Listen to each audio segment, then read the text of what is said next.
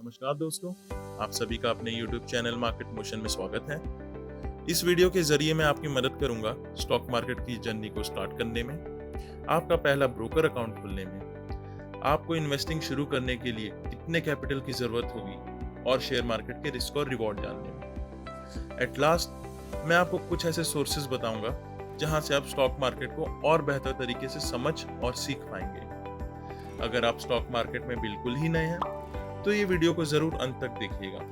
मैं आपके साथ कुछ ऐसे टिप्स शेयर करूंगा जो आपको बहुत काम आएगी। तो आइए बिना और वक्त गवाए शुरू करते हैं आज का वीडियो। तो आज का सबसे पहला सवाल, how to start investing and trading. Stock market में एंट्री कैसे लें, इसका प्रोसेस क्या है। दोस्तों, स्टॉक मार्केट में ट्रेड करना, इसमें एंट्री लेना बहुत ही आसान है।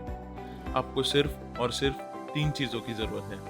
पहला, एक डीमैट अकाउंट, दूसरा एक ट्रेडिंग अकाउंट और तीसरा एक बैंक अकाउंट। दोस्तों, डीमैट अकाउंट वो होता है जिसमें आपके खरीदे हुए शेयर्स को आप होल्ड करते हैं, और ट्रेडिंग अकाउंट आपका ब्रोकर के पास खुलता है जिसके थ्रू आप शेयर बाय और सेल करते हैं। क्योंकि आप डायरेक्टली स्टॉक मार्केट से कोई भी शेयर बाय सेल नहीं कर सकते हैं, तो आपको ट्रेडिंग अकाउंट के थ्रू उसको बाय सेल करना होता है।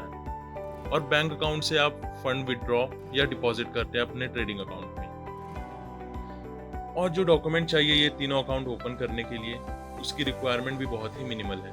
आपके पास सिर्फ एक आधार कार्ड और पैन कार्ड होना चाहिए। आप चाहो तो ये तीनों अकाउंट अपने बैंक से भी ओपन करवा सकते हो, अगर आपकी बैंक आपको ट्रेडिंग और डीमैट अकाउंट की फैसिलिटी प्रोवाइड करता है तो। नहीं तो अगर आपके पास बैंक अकाउंट पहले से ही है तो आप ट्रेडिंग और डीमैट अकाउंट किसी ब्रोकर जैसे कि मोतीलाल ओसवाल, आनंद राठी, एंजल ब्रोकर या फिर किसी डिस्काउंट ब्रोकर जैसे कि जीरोधा, शेर खान, अपस्टॉक, यहाँ से भी ओपन करवा सकते हैं। अगर आप एक बिगनर हैं तो मैं आपको किसी डिस्काउंट ब्रोकर के पास से ही डीमैट और ट्रेडिंग अकाउंट खुलवाने की सलाह दूंगा। ऐसा क्यों? दोस्तों, इसके बहुत से कारण हैं। पहला तो जितने भी बैंक और ब्रोकर हैं उनकी डीमैट और ट्रेडिंग अकाउंट ओपनिंग फी ही 2 से 3 हजार से स्टार्ट होती है। कुछ की तो 5,000 भी होती है दोस्तों। और दूसरा, इनका कमीशन पर ट्रेड भी बहुत हाई होता है। ऐसा क्यों? क्योंकि ब्रोकर आपको ट्रेडिंग और डीमैट अकाउंट के साथ साथ बाकी फैसिलिटी भी प्रोवाइड करते हैं जिनकी आपको स्टार्टिंग और लर्निंग फेज में बिल्कुल भी जरूरत नहीं है। जैसे कि आपको ये हायर लिवरेज प्रोवाइड करेंगे या आपको एडवाइजरी कॉल्स प्रोवाइड करेंगे, और इनका एक स्पेशलाइज्ड ट्रेडिंग डेस्क होता है दोस्तों, जिस पे आप एक कॉल करके अपना ट्रेड भी प्लेस कर सकते हैं। और भी ऐसी बहुत सारी फैसिलिटीज।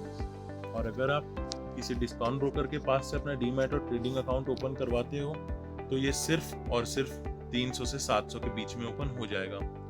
कुछ डिस्काउंट ब्रोकर ऐसे भी हैं जो फ्री में ही आपका डीमैट और ट्रेडिंग अकाउंट ओपन कर देंगे।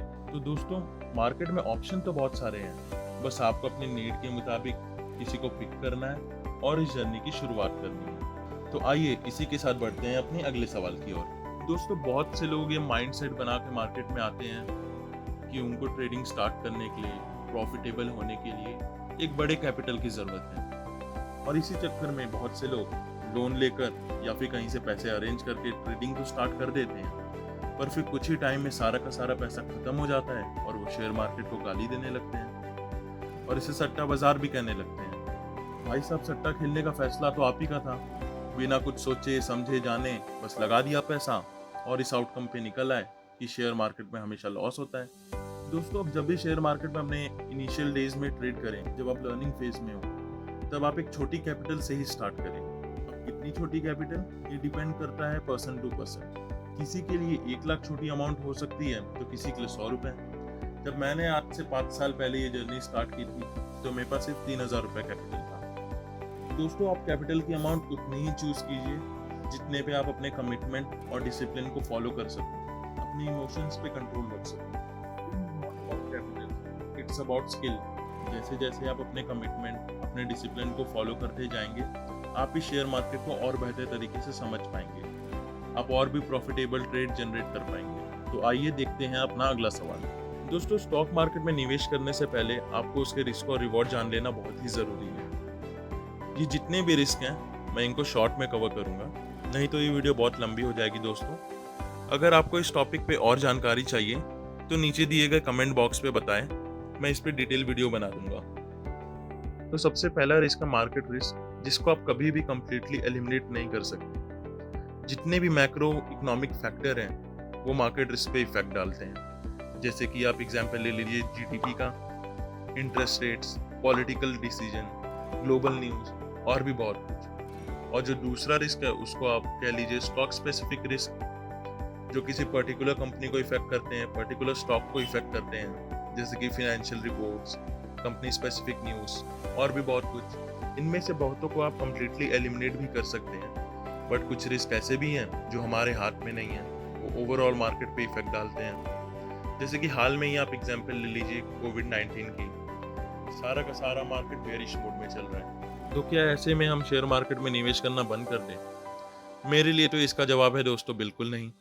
क्योंकि अगर आप गिरोगे नहीं तो दौड़ना कैसे सीखोगे? स्टॉक मार्केट के रिस्क तो देख लिए, तो अब आइए इसके कुछ पास्ट रिवॉर्ड भी देख लेते हैं। दोस्तों मैं कोई 20, 30 या 40 साल पहले की बात नहीं करूंगा। आपसे 10 साल पीछे जाइए और कुछ ऐसे क्लासिक एग्जाम्पल देखिए जो आप में से बहुतों को पता भी होगा। अगर आप 2009 में बजाज फाइनेंस में सिर्फ 1,000 रुपए लगाते हैं तो आज के डेट में वो 2,10,000 हो गए, यानी कि 211x का रिटर्न। और ऐसे ही अगर आप एशियर मोटर्स में लगाते तो 72 टाइम्स का रिटर्न और MRF 21 टाइम्स का रिटर्न।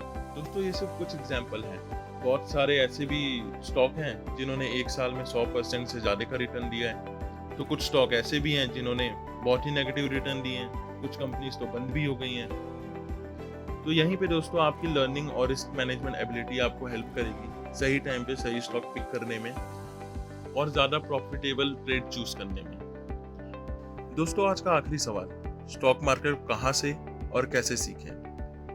आप बहुत सारे बिजनेस न्यूज़ को फॉलो कर सकते हैं, उनका स्टॉक पे इफेक्ट देखिए, फाइनेंशियल रिपोर्ट रीड करना सीखिए, fundamental analysis, technical analysis, trading strategies, chart trading skills, ये सारी चीज़ें गेन कीजिए।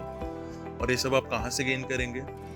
दोस्तों बहुत सारे अच्छे सोर्सेस हैं जहाँ से आपको ये सारी जानकारी मिल जाएगी, जैसे कि books, YouTube channel, business magazine, blogs. यहाँ से आप इन सब के बारे में पूरी जानकारी ले सकते हैं। तो दोस्तों ये था मेरा व्यू इन सब फ्रीक्वेंटली आस्क्ड क्वेश्चन पर। तो आइए देखते हैं अब ऐसे कौन से टिप्स हैं जो मैं आपसे शेयर करना चाहता हूँ। तो सबसे पहला tip, never ever over trade. कभी भी आप ओवर ट्रेड ना करें। अगर आपने ये सोचा है कि आज मैं सिर्फ 3 ट्रेड लूंगा तो सिर्फ 3 ही ट्रेड लीजिए, भले ही आपको वो तीनों में प्रॉफिट हो या लॉस हो। दूसरा है, do not use margin in initial days. आप अपने इनिशियल डेज में मार्जिन का बिल्कुल भी इस्तेमाल ना करें। अभी सिर्फ और सिर्फ आपका एक ही टारगेट होना चाहिए, लर्निंग, ना कि प्रॉफिट मेकिंग। अगर आप मार्जिन का यूज करेंगे दोस्तों तो यकीन रखिए आपका कैपिटल ज़्यादा दिन तक टिक नहीं पाएगा। और तीसरा, ट्राई टू इम्प्लीमेंट स्ट्रेटेजीज।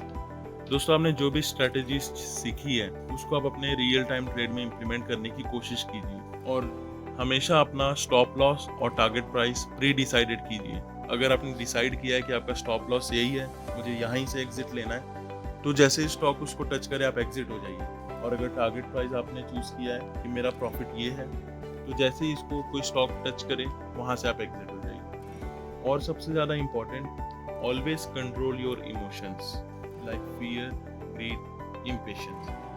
कभी भी घबराइए मत स्टॉक ट्रेड करते वक्त। अगर आपको लॉस हो रहा है कोई बात नहीं, उसको स्टॉप लॉस तक आने दीजिए, फिर आप एग्जिट होइए। अगर आपको प्रॉफिट हो रहा है तो ये नहीं कि थोड़ा सा प्रॉफिट लेके निकल गए, उसको प्रॉफिट तक आने दीजिए फिर एग्जिट कीजिए। जो भी आपकी रूल्स हैं एक ट्रेड में, उसको आपको फॉलो करना है। अगर आपको वीडियो पसंद आई हो तो वीडियो को लाइक कीजिएगा और आने वाले सभी वीडियो के नोटिफिकेशन के लिए सब्सक्राइब और बेल आइकन जरूर दबाइएगा। Thank you.